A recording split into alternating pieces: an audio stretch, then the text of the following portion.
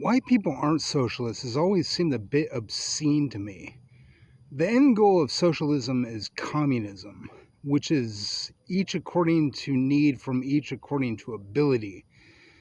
Look at what the communist signal, or the sigil represents, the symbol for communism. The uniting with the industrial workers with the agricultural workers. That means the uniting with the peasants, the working class, the uniting of the middle class with the poor against the bourgeoisie and the capitalists that aren't millionaires and billionaires. If you're in solidarity with the millionaires and billionaires, and you're not a millionaire or a billionaire, I worry about your mental health. I mean, we're on the cusp of creating the first trillionaire, probably Elon Musk, whose dealings with Trump is a little shady, and his dealings with the fact that he almost has $1 trillion.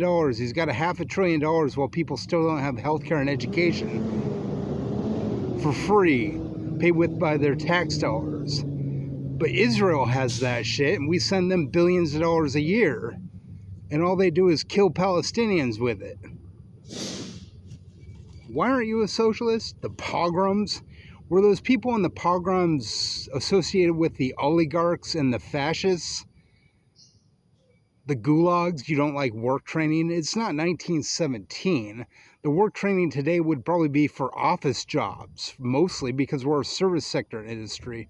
And the biggest employer in most states now is healthcare. So it would probably be healthcare and education workers, the large majority of it being trained in the gulags of 2025. That's work security. That's not, oh, you have to pick up a pickaxe and mine the mines. It's, we will train you for a job if you don't have a job. And I would welcome myself going to the gulag because it wouldn't be abuse like it was in 1917.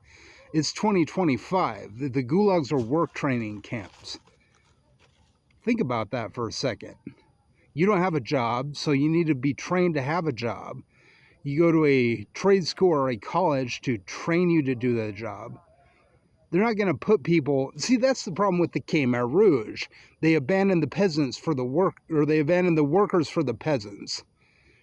Or what'd they do? They abandoned the worker for the peasants and put them in the rice paddies, so they got socialism half wrong. Then there's the Swedish Socialist Party that's just abandoning the peasants for the workers. They got that half wrong. Read some Karl Marx, because Karl Marx was for the uniting of the poor with the middle class against their oppressors, which are the rich and ruling aristocracy, the billionaires and soon-to-be trillionaires, and the millionaires. If they're not in line with the state, then what use are they? They should be exiled or thrown into prison. Think about that, because they've got an obscene amount of wealth while the working class and the poor suffer with not having the education they need to have jobs. So maybe we should consider that, the fact that these people are thieves. It's called surplus labor, and they've stolen it from you.